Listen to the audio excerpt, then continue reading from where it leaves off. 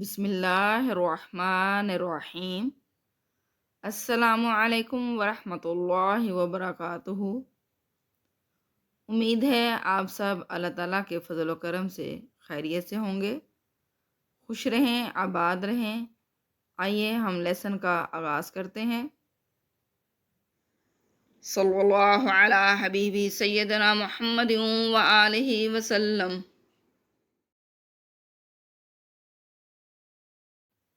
اعوذ باللہ من الشیطان الرجیم، بسم اللہ الرحمن الرحیم۔ یا ایہا الذین آمنوا اذکروا اللہ ذکرا کثیرا۔ یا ایہا الذین آمنوا، اے ایمان والو، اذکروا یاد کرو، اللہ کو، ذکر کرتے ہوئے، کثیرا کثرت سے۔ یا ایھا الذین آمنوا اذکروا، اے ایمان والو ذکر کرو۔ اب ذکر کا لفظ ذکر کے لیے بھی آتا ہے اور یاد کرنے کے معنی میں بھی آتا ہے۔ یاد کرنا، ذکر کرنا ایک ہی معنی ہے۔ اگر آپ دیکھیں، یعنی اگر کوئی کسی کو یاد کرتا ہے تو اس کے ذکر سے ہی ظاہر ہے، ڈیفینیٹلی کرتا ہے، تو دونوں سیم باتیں ہیں، ٹھیک ہے۔ ذکر کرو لفظ بھی بولا جا سکتا ہے، یاد کرو بھی بولا جا سکتا ہے۔ ذکر کا لفظ ایک جگہ پہ نصیحت کے لیے بھی آتا ہے، لیکن یہاں اللہ تعالیٰ کے نام کے لحاظ سے اس کا نصیحت نہیں آئے گا، اللہ تعالیٰ کو یاد کرو، یہ اس کا معنی نکلے گا۔ ذکراً کثیرہ، کثرت کے ساتھ ذکر کرتے ہوئے اللہ کو یاد کرو، یا اللہ کا کثرت سے ذکر کرو۔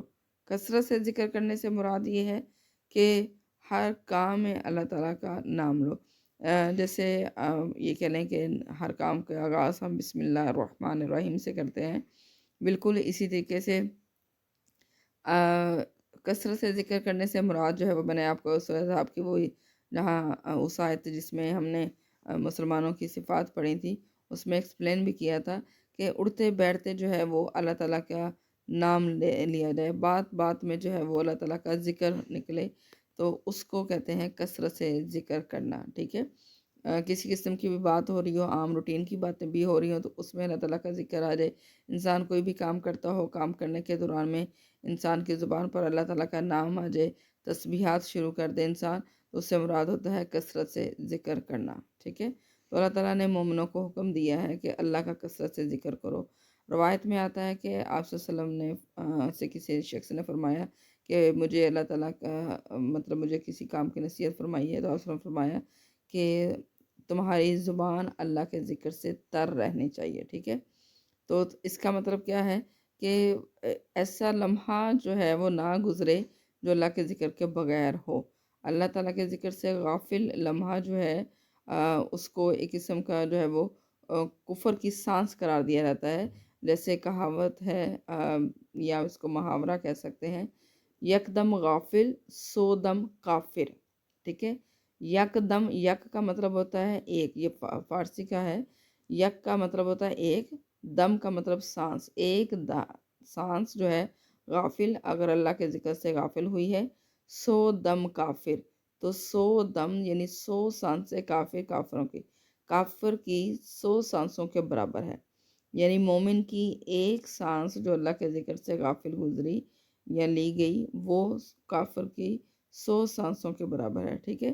تو کوئی بھی ایسی سانس جو ہماری کفر کی حالت میں گزرے وہ نہیں ہونی چاہیے، تو یہ چیز جو ہے وہ اللہ کا کثرت سے ذکر قرار دی جاتی ہے، ٹھیک ہے۔ اوکے، آگے دیکھیں، وَسَبِّحُوهُ بُكْرَةً وَأَصِيلًا۔ سبیح میں لفظ تسبیح پوشیدہ ہے، اس کا معنی ہوتا ہے پاکیزگی بیان کرنا، اللہ تعالیٰ کی پاکی بیان کرنا، مراد اللہ کی تسبیح کرنا، اللہ تعالیٰ کے نام کی تسبیح کرنا، ٹھیک ہے۔ اب سبحان اللہ، الحمدللہ، اللہ اکبر یا کچھ بھی ایسا پڑھتے ہیں تو اس کا مطلب ہوتا ہے اللہ کی پاکیزگی بیان کرنا۔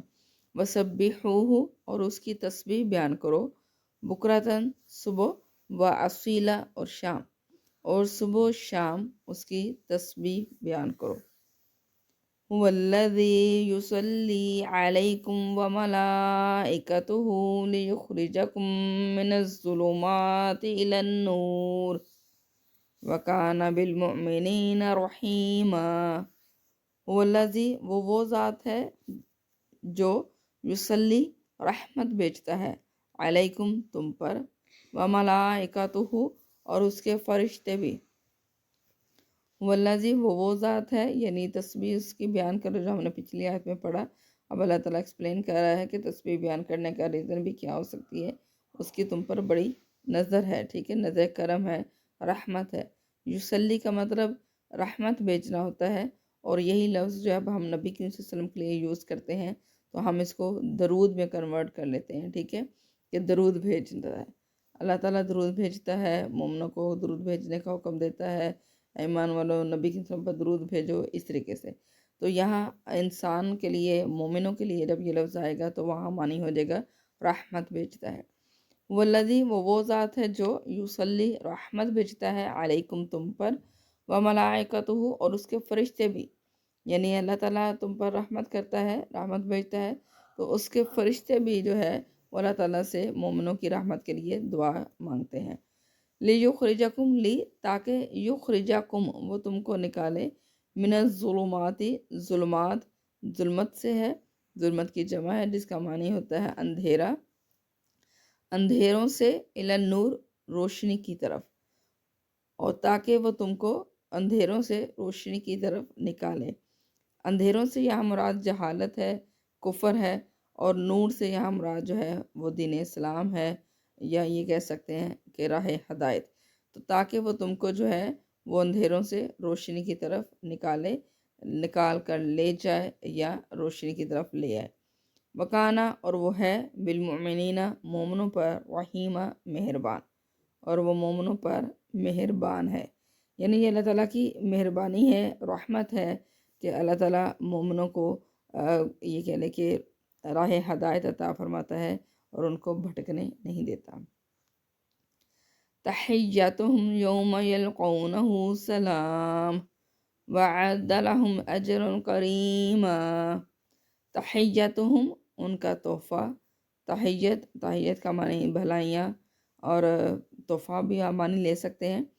تحیتہم ان کا تحفہ یا ان کے لیے اچھائی یا بھلائی، یوم اس دن، یلقونہ جب وہ اس سے ملیں گے۔ یلقونہ میں لقو، لقا لفظ پوشیدہ ہے جو میں نے بارہا آپ کو بتایا کہ ملاقات سے ہے، اس کا معنی ملنا، ڈالنا، دونوں معنی آتا ہے۔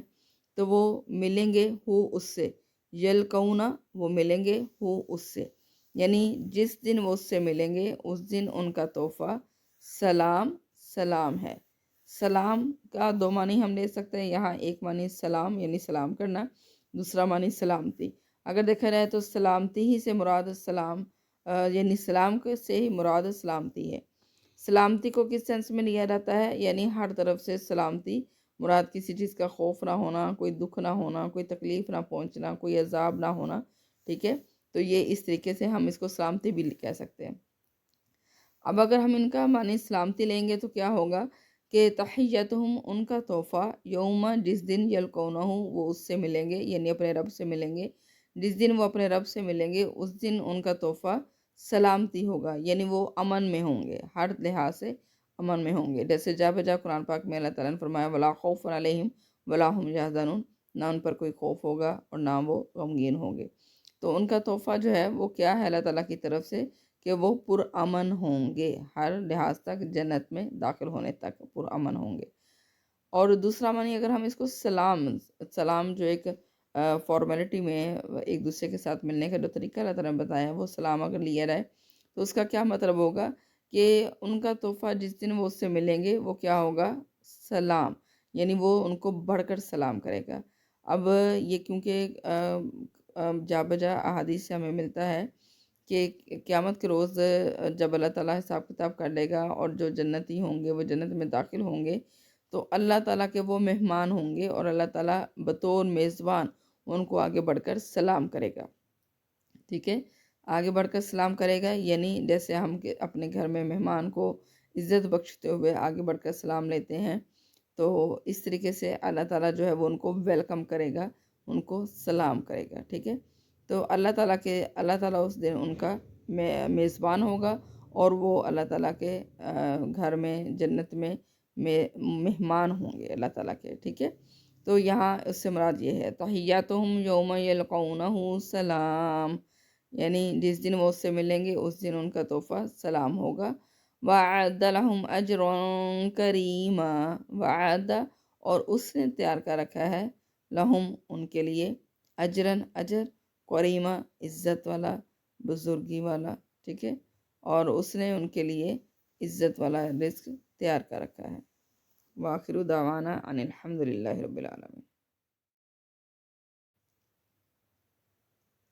آخر میں اللہ تعالیٰ سے دعا ہے کہ اللہ تعالیٰ ہمیں صحیح معنوں میں قرآن پاک کو پڑھنے، سمجھنے اور اس پر عمل کرنے کی توفیق عطا فرمائے۔